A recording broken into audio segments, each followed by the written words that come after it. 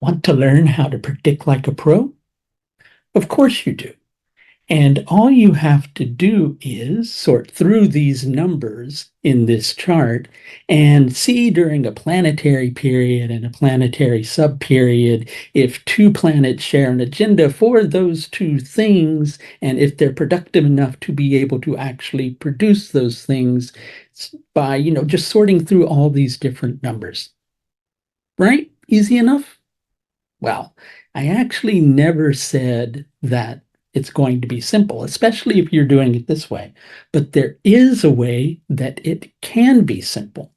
You see, we have a tendency as humans to get bogged down when we take a look at a bunch of numbers, or at least most of us do. And it just makes us feel completely overwhelmed. But if you were able to just look at a chart and immediately see those things, now that would be a different story. And that's precisely what I'm going to teach you on seeing the horoscope. This is going to be a 3-module course. The first module of seeing the horoscope is presently available for early registration at a discount of only $229. You only pay $229 for this live 14-week webinar course that starts on Saturday, May 25th at 9 p.m. London time over Zoom and will continue for 14 consecutive Saturdays. Each class will be recorded so that you have access to it, and everybody also gets access to my online Vedic astrology learning community, Easy Astrology Society, whilst they're on this particular course. Okay, and if you're interested in this course, you can find information at either the link above or down in the video itself, dependent upon where you're watching this. What I want to touch base with you on today is to help you to understand that planets share agendas in multitudes of ways, many of which we're not aware of, which is why when people are first learning to try to put together a prediction from a horoscope, they quite often miss things because they don't know all the different things that planets can do. Quite often, people become aware of things like looking at the first lord in the third house or the seventh lord in the eighth house and things along those lines. And those are really important points and at the fundamentals of Vedic astrology. But planets have responsibilities for things by ruling certain houses too. And planets can rule a multitude of things, in addition to planets being indicators of particular areas of the chart. Now, many people aren't familiar with house cusps. Some people are familiar with something called the Baba Chalita chart, which is down in the bottom right-hand corner here. It's a way of working with house cusps in Vedic astrology by constructing a different chart based on a house cusp a planet would be connected to. My astrology software takes this chart and brings it into this chart, which is why you see these blue numbers, right? So planets will create things in multitudes of ways, and we're just going to touch on Sun through Saturn. We're not going to go through each of those, but I'm going to explain to you how those planets create, in the most important ways, the particular agendas that they're responsible for. Rahu and Ketu, the nodes, they're a completely different story. Okay, so let's take a look at let's take a look at Mars. That's a better one to take a look at. Okay.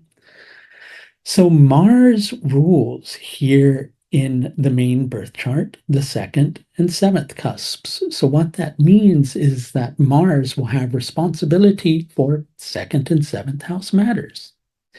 Mars also rules Saturn, Mercury, and Venus. So Mars will have responsibility for all the house cusps that Venus rules, like the first and the eighth, Saturn rules, like the fourth, fifth, and sixth, and that Mercury rules, like the ninth, which is why you'll see these numbers over here. Okay. Mars is also the second and the seventh equal house lord. So Mars has responsibility for those. Mars also rules Venus, Mercury, and Saturn, and those two are equal house lords as well. So Mars, by ruling those equal house lords, will create those particular houses. Mars, sorry for the bouncing screen. I kind of bumped my table there. I'm not going like that, really. Okay. Mars also disposits karakas, which are indicators of specific areas of life. So Mars can also create those particular agendas by ruling those planets. And in addition to that, as we've been discussing ruling the houses that those planets are responsible for. So Mars takes on those responsibilities as well. A planet can also create the agenda of a house by being a particular equal house lord from an indicator for that area of life. So, for instance, if we're looking at career, that's created through the Atma Karaka as well as being created through Saturn, because Saturn gives us the determination to eventually succeed. So, Mars being the seventh and the 12th equal house lord from himself can create 7th and 12th house agendas in relation to career. By ruling Saturn, Mars can create first house and sixth house agendas. If we make Saturn the ascendant, Mars rules the first and the sixth from there. But also, Mars can create agendas by ruling, I should say, an equal house lord from the particular Karaka. Okay, so since Mars rules Mercury, Venus, and Saturn, whatever equal houses those planets are responsible for from Mars and Saturn will also be created. Like, for instance, Mercury is responsible for the second and the fifth, Venus for the first and the sixth, and Saturn for the ninth and the 10th, right? And we do the same for Saturn. Saturn rules the third and the fourth from himself, Venus the seventh and the 12th, and Mercury the eighth and the 11th. So those are all the multitudes of agendas that planets can create. And if you're trying to pick through this by looking at these charts, well, it's good to have this chart because it helps you to kind of put it all together, but it gets really complex when you're trying to piece together all these numbers. So instead, what you want to be able to do is to simply look at the chart and see all of those things.